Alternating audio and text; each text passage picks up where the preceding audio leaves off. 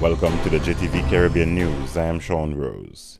Evidence suggests that the St. Kitts Nevis Labour Party, the SKNLP administration, led by the current leader of the opposition, Dr. Denzil Douglas, engaged in corrupt practices in an effort to hold on to power, according to Prime Minister of St. Kitts and Nevis, Dr. Timothy Harris. During his budget address rebuttal on Monday, December 21, Harris told the nation that a number of the SKNLP's campaign schemes were funded by the government instead of the party. Harris said that shortly after taking office in February 2015, the new government of national unity found it necessary to fix such practices. Citing the example of the Constituency Empowerment Office, Harris said it was initiated under the guise of a government program, but used to channel funds with the hope of gaining political mileage. Another case in point, he said, was a local walkway area that was funded by the government, but not promoted as such. Harris further revealed what he described as wanton waste and misuse of government funds in programs such as the People's Empowerment Program, where $163 million was spent to hire 4,000 persons for training, but only 130 were trained, according to the CDB, or the Caribbean Development Bank, and the Small Enterprise Fund, which was used to distribute $11 million without accountability. The Guyana government is taking steps to clamp down on persons engaging in child pornography or sharing nude images through electronic means when the cybercrime bill becomes law. According to the Antigua Observer, the bill that is yet to be tabled in Parliament has been published in the official gazette. The bill states that a person convicted by a magistrate's court for using a computer to engage in child pornography could be fined 5 million Guyanese dollars and imprisonment for 5 years.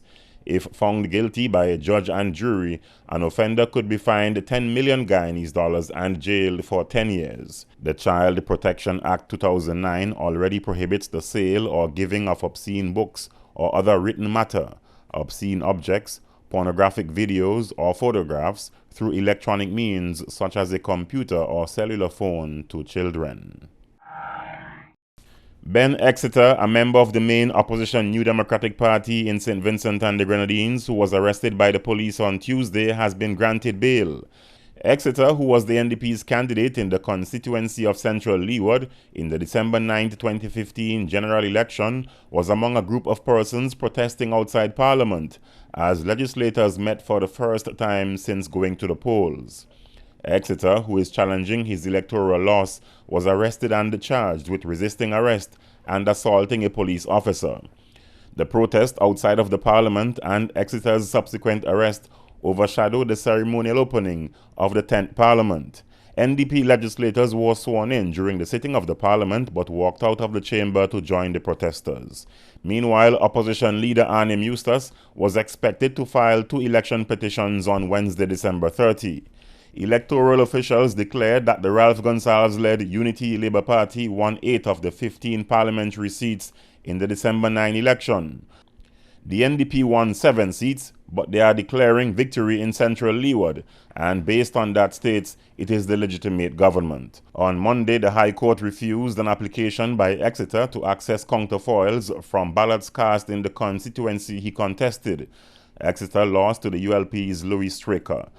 Eustace said the NDP will decide if it will appeal that ruling. A commission of inquiry will investigate concerns raised by Bermuda's Auditor General over the handling of taxpayers' money under the previous Progressive Labour Party administration. The body will be appointed by mid-January 2016 to look into the 2010 to 2012 financial years. Bermuda's Premier Michael Dunkley described the findings as disturbing. He said the Auditor General was clear about the seriousness of the situation. The Auditor General was clear about the seriousness of this situation. Financial controls, she said, are ignored or overridden, with those responsible seemingly immune to the imposition of penalties and sanctions.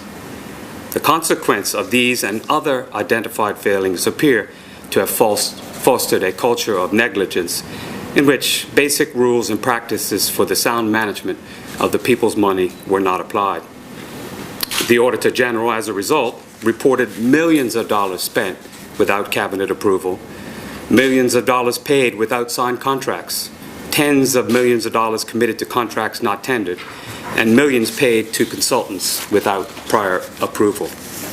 These findings are disturbing. The situation is a danger to our international reputation, our solvency, even our self-government. We need to be sure that we have the right controls in place for our future. The Commission of Inquiry will identify breaches of financial instructions and how they arose, consider the adequacy of safeguards and the system of accountability, and make recommendations to prevent recurrences and to mitigate financial, operational, and reputational risks. Premier Dunkley confirmed that the British government would not be involved in the work of the Independent Commission. The Bermudian Premier has the power to form a Commission of Inquiry as a result of the recently amended Commission of Inquiry Act of 1935.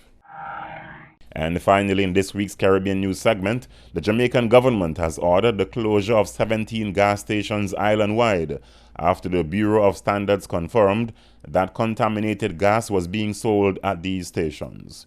Energy Minister Philip Paulwell issued the order for the gas stations to be closed at midnight on Tuesday, December 29.